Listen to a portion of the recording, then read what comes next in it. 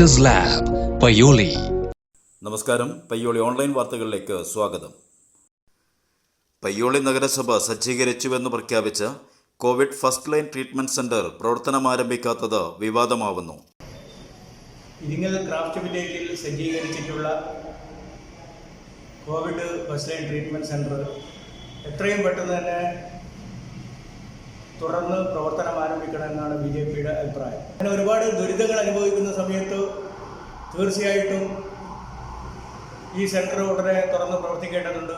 ഇത് ആരുടെ ഭാഗത്താണോ അനാസ്ഥ എന്നുള്ളത് തീർച്ചയായിട്ടും ജനങ്ങൾ അറിയേണ്ടതുണ്ട്. കാരണം ഇത് മുനിസിപ്പാലിറ്റിയോട് ചോദിക്കുന്ന സമയത്ത് അവർ പറയുന്നത് ഇത് ഹെൽത്താണ്, ജില്ലാ കളക്ടറാണ് എന്നൊക്കെയാണ് പറയുന്നത്. ഇതിനൊരു അറുതി വരുത്താൻ വേണ്ടിയിട്ട്, ജനങ്ങളുടെ ഈ പ്രയാസങ്ങൾ ദുരിതീകരിക്കാൻ വേണ്ടിയിട്ട് എത്രയും പെട്ടെന്ന് തന്നെ ആ സെൻറ്റർ തുറന്ന് പ്രവർത്തിക്കാൻ വേണ്ടിയിട്ട് തയ്യാറാകണമെന്നാണ് അധികൃതരോട് BJPക്ക് പറയാനുള്ളത്. 24-ാം വാർഡിൽ ഒരു ഗംഗാധരൻ എന്ന് പറയുന്ന ഒരു കോവിഡ് പോസിറ്റീവായ ഒരു മനുഷ്യൻ ഇന്ന് ഡെത്തായിരിക്കുകയാണ്. 24-ാം തീയതി അദ്ദേഹത്തിന് കോവിഡ് സ്ഥിരീകരിച്ചിട്ടും അദ്ദേഹത്തെ കോവിഡ് സെൻറ്ററിലേക്ക് മാറ്റാതെ അവിടെ അദ്ദേഹത്തെ വീട്ടിൽ തന്നെ ക്വാറന്റൈൻ ചെയ്യുകയാണ്. പയ്യോളിയെ സംബന്ധിച്ചിടത്തോളം ഇനിയും ഇതുപോലെയുള്ള എത്രയോ ആളുകൾ ഡെത്താവും എന്നുള്ള ഭീതിയിലാണ്.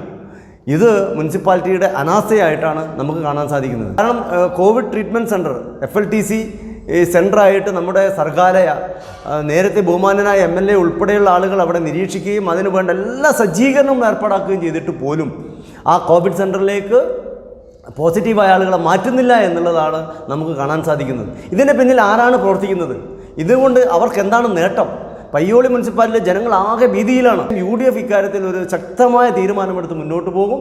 അതുമാത്രവുമല്ല, പൊതുവികാരം ഈ മുനിസിപ്പാലിറ്റിക്ക് എതിരായിക്കൊണ്ടിരിക്കുകയാണ്. അടിയന്തരമായി ഇടപെട്ടില്ലെങ്കിൽ ഇത് വലിയ ഒരു പ്രക്ഷോഭമായി മാറും. മാത്രമല്ല, ബഹുമാനപ്പെട്ട കളക്ടറുമായി അപ്പോയിൻമെൻറ്റ് ഞാൻ വിളിച്ചപ്പോൾ അദ്ദേഹം നേരിട്ട് ഈ കാര്യം സംസാരിച്ചിട്ടുണ്ട്. അദ്ദേഹം ഇടപെടാമെന്ന് പറഞ്ഞിട്ടുണ്ട്.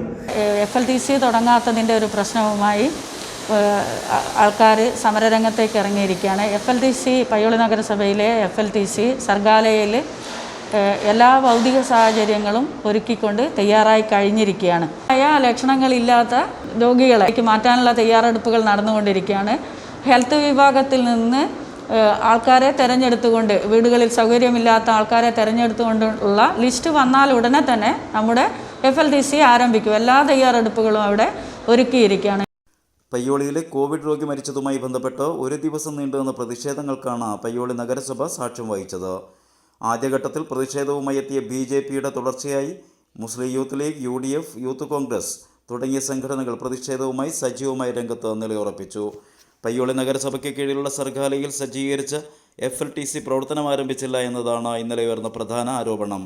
അതേസമയം FLTC സജ്ജമാക്കുന്നതിനായി നഗരസഭ നേരത്തെ തയ്യാറെടുപ്പുകൾ നടത്തിയിരുന്നതായും ആരോഗ്യവകുപ്പിൽ നിന്നും യഥാസമയം രോഗികളെ സംബന്ധിച്ചുള്ള വിവരങ്ങൾ കിട്ടാത്തതുമാണ് താമസിച്ചതിന് കാരണമെന്ന് നഗരസഭാ അധ്യക്ഷ VT ഉഷ പറയുന്നു.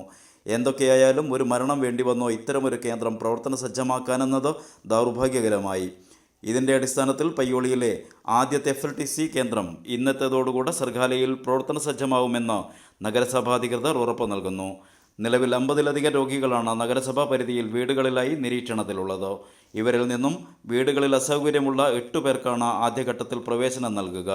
അത് ഇന്ന് തന്നെ ഉണ്ടാകുമെന്ന ഉറപ്പിലാണ് അധികൃതർ. പ്രതീക്ഷയോടെ നാട്ടുകാർ.